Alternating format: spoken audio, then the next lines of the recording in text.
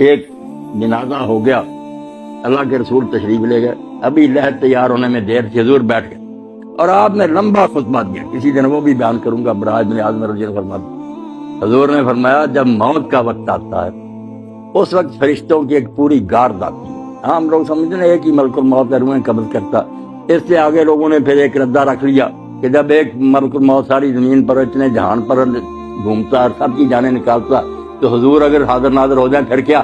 یہ ہمارے دوست کہتے ہیں یہ بات ہی غلط ہے۔ ایک ملک الموت کب جانے قبض کرتا؟ بے شمار فرشتے ہیں اس کے مدد، وہ انچارج ہے محکمے کا، اس کے تحت تتوفاہم الملائکہ، بے شمار فرشتے۔ اللہ کے رسول نے فرمایا پورا دستہ، ایک انسپیکٹر ہوتا اس کے ماتحت سپاہی ہوتا، وہ آ کر اتنی دور بیٹھ جاتے ہیں جہاں تک مردے کی نظر جاتی ہے، وہ نہیں قریب آتے، باقی سب سپاہی بیٹھ جاتے ہیں، یہ انچارج آتا، اگر وہ نیک ہے اس کے پاس جنت کا خوشبو سے بسا ہوا رومال ہوتا، سنگاتا، اسے اللہ کا سلام کہتا اور کہتا چل اپنے رب کی طرف، تیرا رب تجھ سے خوش ہے، تو اس سے خوش۔ خوشی خوشی اس کی روح روانہ ہو جاتی۔ برا جو ہے نا ڈراؤنی شکلیں جیسے ہتکڑیاں ہوتی ہیں پولیس کے پاس، جو برا مردہ اس کے لیے جو فرشتے ہی آتے ہیں نا اس سے اسے پتہ چل جاتا ہے کہ میرا انجام اب کیسا۔ مسکراتے چہروں کی بجائے ڈراؤنی شکلیں، بدبودار رومال، غضب آلود نگاہیں، وہ چھپتی پھرتی پھر نکال سے مارتا، اور اسی وقت جب وہ رومال میں اس کو لپیٹتا دوسرے سپاہی آگے آ جاتے ہیں، اس سے وہ وصول کر لیتے ہیں، نیک روح تو لے کر جاتے ہیں۔ اللہ کے رسول صلی اللہ علیہ وسلم جہاں جہاں سے گزرتے نا خوشبو پھیلتی جاتی، اور ساری مخلوق کہتی ہے مرحبا، مبارک ہے تیرا آنا یار، تو نے ہم سب کو نا معطر کیا۔ اور اگر برا کہ بدبو پھیلتی اور سارا جہان لعنت کرتا کہ تو کیسی منحوس روح ہے، ہمارا دماغ ہی خراب کر۔ آسمانوں پر جاتے ہیں، پھر وہاں اجازت مانگتے ہیں کہ دروازہ کھولا جائے، کھولتے جاتے ہیں نیک کے لیے، 7 آسمان پر کے اللہ کی عدالت میں لے جاتے ہیں، حکم ہوتا ہے کہ اس کا سارا جو ہے نا اندراج وہ علیین میں کر دو۔ جو علیین سجین مشہور ہے کہ کوئی 2 جگہ جہاں روئے رہتی، غلط بات ہے، علیین سجین صرف آفس ہے، دفتر ہے، وہاں نیک لوگ جو ان کا اندراج ہو جاتا ہے کہ یہ شخص فوت ہو گیا، اس کی پوری کتاب جو زندگی کی وہ بھی جمع کرا دی جاتی کہ یہ اس کا سارا ریکارڈ۔ دوبارہ حکم ہوتا ہے کہ زمین میں سے میں نے اس کو پیدا کیا، وہیں لے جاؤ، زمین سے دوبارہ اس کو پیدا، وہ روحاں واپس آ جاتی ہیں پھر اسی قبر کی طرف۔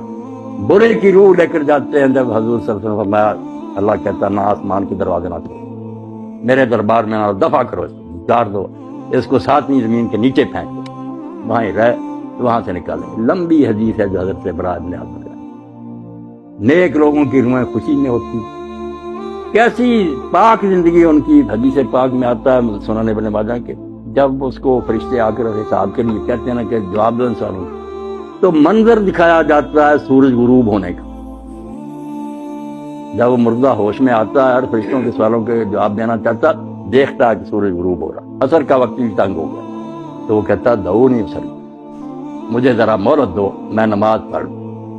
وہ کہتے ہیں اللہ یار تو اسے کیا حساب لینا، جس کو اس وقت کی نماز یاد، مگر یہ حال ان کا ہی ہے نا جو زندگی میں نمازی رہے، جن کو یہاں کبھی خیال ہی نہیں آیا کہ نماز نامی شاید بھی مسلمان کا کوئی کام ہے، انہوں نے وہاں نماز کو کیا یاد کرنا۔ یہ سچا مومن اس وقت کہتا ہے دیکھتے ہوئے کہ سورج جا رہا، تو کہتا ہے یار سوالوں کے جواب دوں گا میں، پہلے مجھے نماز پڑھ، بڑا خوش ہوتے۔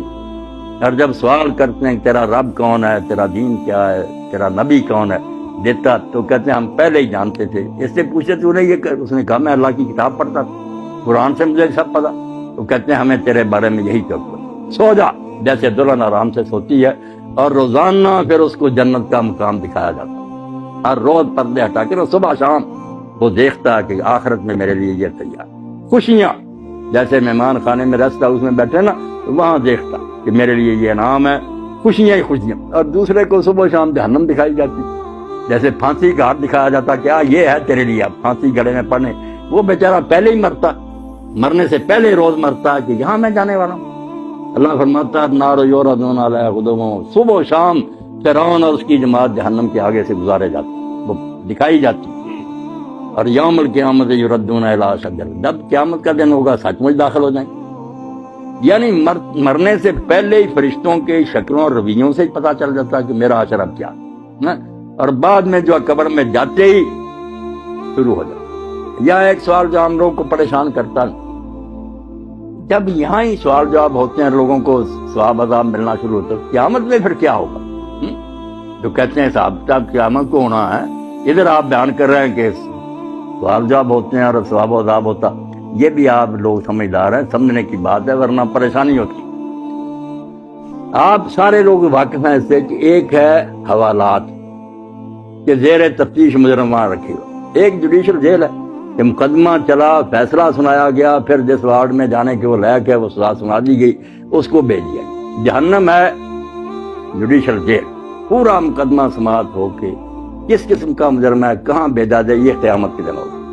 اور یہ جو ہے یہ صرف سرسری بات پر، جیسے پاسپورٹ دیکھا، ویزا دیکھا، چلو ادھر اس کو بھیج، یہ صرف ایسے ہے کہ یہ مہمان خانے میں بیٹھے ہوئے ہیں، خوشیاں منا رہے ہیں کہ آخری دعوت ہمارے لیے یہ ہے، جنت دکھائی جاتی، برے ڈر رہے ہیں۔ اب یہاں یہ بھی سوال پیدا ہوتا ہے کہ ساتھ ساتھ ہی کیوں نہیں معاملہ طے ہو جاتا؟ اللہ تعالیٰ کو صابر ابھی فیصلہ کر دے، اس کو جہنم بھیج دے، اس کو جنت۔ یہ کیوں ہے دو مرحلے کے؟ قبر میں صرف سرسری بات پرس ہے، آخرت میں پھر جہنم میں جنت ہے۔ یہ چیزیں آپ چونکہ پڑھے لکھے ہیں اور یہ چیزیں ضرور کی ہے کہ عقیدہ جو آخرت کا اس کو سمجھے تھے۔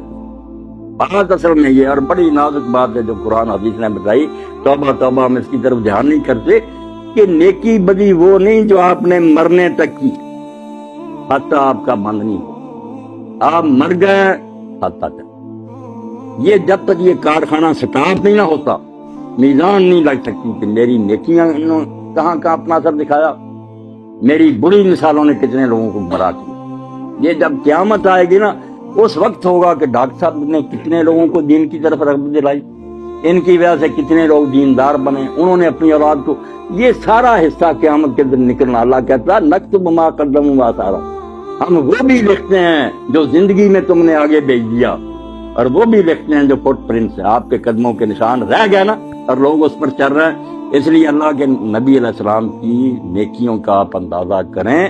یہ جو ہم کہتے ہیں نا حضور کو یہ ثواب پہنچانا، یہ بہت بعد میں تنگ ذہن والوں نے نکالا۔ رسول اللہ کو پہنچانا کیا؟ جو نیکی امت کرتی ہے نا، میں نے قرآن پڑھا، نماز پڑھی، روزہ رکھا، ہر ایک امتی کے اس عمل میں سے ایک آپ کے کھاتے میں جا رہا، صحابہ کے جا رہا ہے، اماموں نے دین ہم تک پہنچایا۔ جو نیکی سکھائے گا، جتنے اس کے بعد جہاں تک وہ چلتی رہے گی اس کو ثواب ملے گا۔ یہ ایسا بینک کا کھاتا ہے جو بند نہیں ہوتا۔ اور برائی بھی اگر آپ نے شروع کر دی کہ اچھا بڑا گاؤں تھا، آپ نے کوئی لڑکی اغوا کر رہی، کوئی قتل کر لیا، دشمنیاں ہو گئیں، آگے خون خرابے قیامت تک چل رہے ہیں، تو آپ کو ایسا نہیں ملنا۔ اگر ہٹلر نے جنگ عظیم لگا دی اور ساری مہنگائی ہوگی، دنیا مر گئی، تو اس کو ثواب مل سکتی ہے دنیا میں؟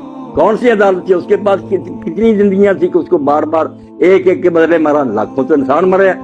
اب قیامت کا دن کیونکہ وہاں بار بار زندہ ہونا، بار بار مرنا، یہ عدالت نے سنا اس کو اتنی بار پھانسی دی ہے۔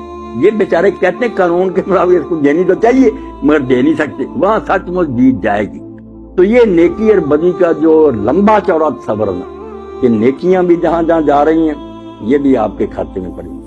اسی لیے اللہ کے رسول علیہ السلام فرماتے ہیں آدم کا پہلا بیٹا جس نے اپنے بھائی کو قتل کیا، اب جب قتل ہوتا ایک گناہ اس کے کھاتے میں اور قتل کا پڑتا جاتا کہ تو نے یہ سننا شروع کی۔ اگر یہ بد رسم تو شروع نہ کرتا تو کیوں انسانوں میں قتل؟